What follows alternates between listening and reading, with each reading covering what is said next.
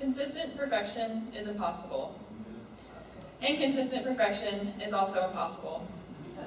In fact, anything close to perfection is impossible. I've tried and failed at many sports. I've made B's in classes, and I've failed tests, and I can't claim to make my bed every morning.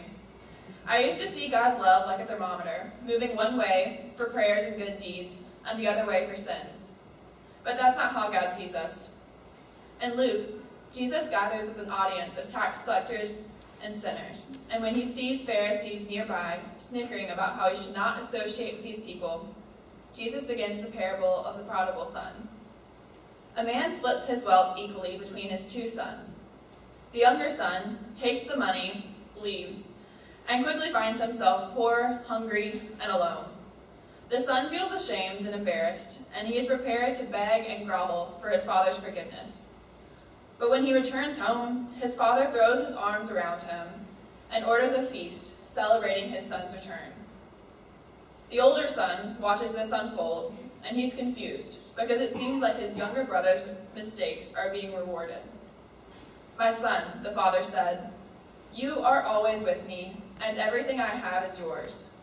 But we had to celebrate and be glad, because this brother of yours was dead and is alive again. He was lost and is found." It seems backwards that the older brother never does anything wrong, but his younger brother, who has squandered all of his money, gets the feast. That's what makes this parable so confusing.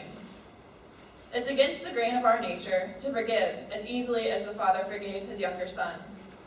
Often, we focus on what seems like injustice that the older son has ignored, and we fail to see the father's joy that his son has returned and repented.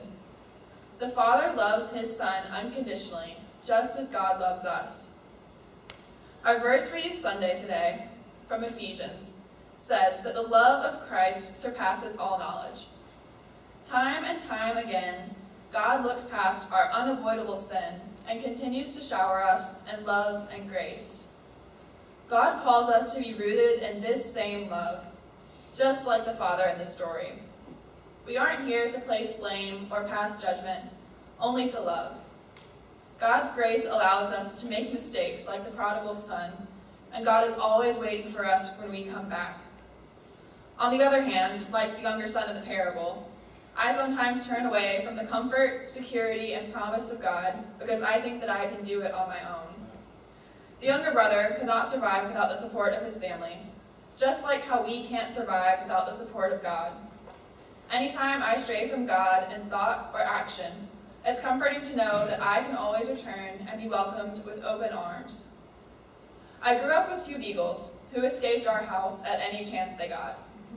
Out of either curiosity or stupidity, the dogs wanted to know what life was like on the outside. Sometimes I would worry about whether or not they would come home, but my parents said that they would always come back because they know who feeds them. Just like my old dogs, if I intentionally or unintentionally stray from God, I always return because I know who feeds me, I know who loves me, and I know where I can find peace. God acknowledges our sin and our imperfection, and God has the patience and the mercy to watch us fail over and over and over again until we find our way back. And each time we renew our relationship with God, or even just acknowledge our distance, He welcomes us back again with open arms.